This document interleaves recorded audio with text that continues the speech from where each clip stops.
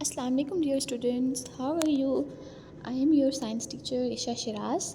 तो कल हमने क्या पढ़ा था? साइंस का the human body chapter start किया था हमने। तो मैं आपको एक छोटा सा ओवरव्यू दे देती हूँ कि कल हमने किस बारे में पढ़ा था। कल हमने ह्यूमन ब्रेन के बारे में पढ़ा था, सेंस ऑर्गन्स के बारे में पढ़ा था जिसमें आइज़ थी, ईयर्स थे, नोज़, टंग एंड स्किन थी। तो आज हमने पेज नंबर 5 से स्टार्ट करना है, the systems of the body. तो सबसे पहले देखते हैं कि सिस्टम ऑफ बॉडी होता क्या है। The organs and other parts of the body form different systems. हमारी बॉडी में डिफरेंट ऑर्गन्स प्रेजेंट होते हैं, डिफरेंट पार्ट्स होते हैं। तो जब डिफरेंट ऑर्गन्स एक दूसरे के साथ मिलके कोई एक काम करना या एक से ज़्यादा काम करना स्टार्ट कर देते हैं तो वो एक सिस्टम बना देते हैं। जैसे कि आज हम पहले 3 सिस्टम्स पढ़ेंगे, the skeletal system, the muscular system and the digestive system. तो सबसे पहले हम देखते हैं स्केलेटल सिस्टम। तो स्केलेटल सिस्टम क्या होता है?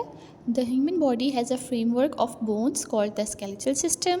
The bones of the body make up the skeleton.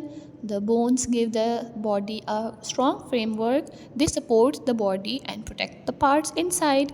Skeletal system हमारी बोन्स से बना होता है। बोन्स, डिफरेंट बोन्स आपस में मिल के तो हमारा स्केलेटन बना देती हैं और इसकी मदद से ही हम चलते हैं, फिरते हैं और हम खड़े हो पाते हैं। वरना हमारी बॉडी के अंदर जो जिस चीज़ की वजह से हम खड़े हैं वो स्केलेटन है, बोन्स हैं। अगर ये स्केलेटन नहीं होगा तो हमारी बॉडी एक बिल्कुल गिरी हुई सी हो जाएगी, जैसे जेलीफिश की बॉडी होती है, क्योंकि उसकी बॉडी में कोई बोन्स नहीं होती ना, तो वो बिल्कुल आप पकड़ोगे जेली की तरह होगी, सॉफ्ट सी, ना वो उठ सकती है ना दौड़ सकेगी।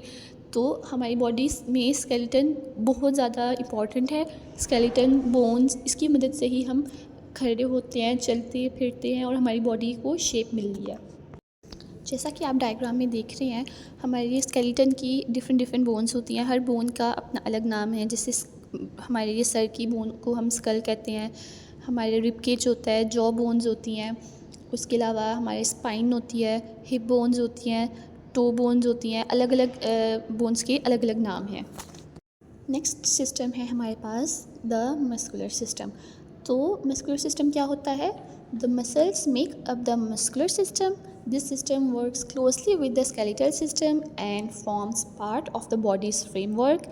Muscles allow us to move different parts of the body. तो मस्कुलर सिस्टम हमारा किससे मिलके बना हुआ है? मसल्स से।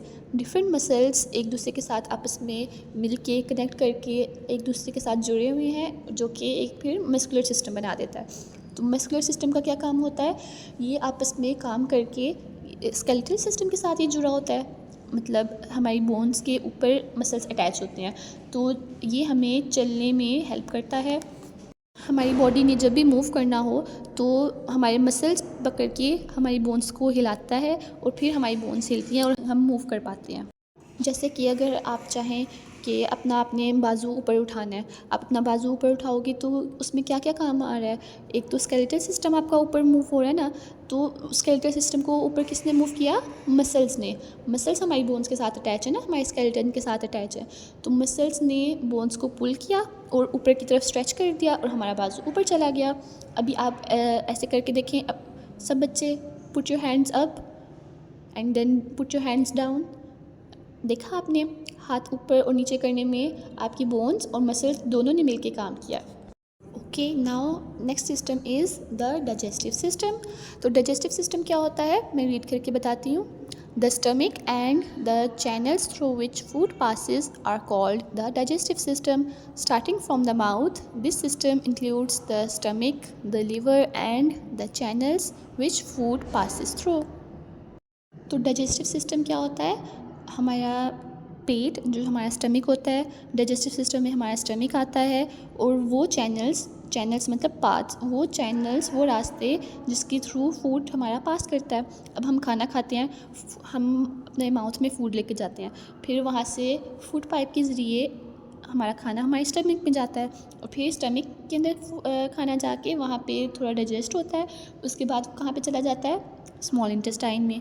स्मॉल इंटेस्टाइन के बाद वो लार्ज इंटेस्टाइन में जाता है और लार्ज इंटेस्टाइन में जाने के बाद वहाँ से सारा कुछ एनर्जी वगैरह एब्सॉर्ब होने के बाद जो वेस्ट प्रोडक्ट होता है वो हमारा एनएस के थ्रू बाहर निकल जाता है।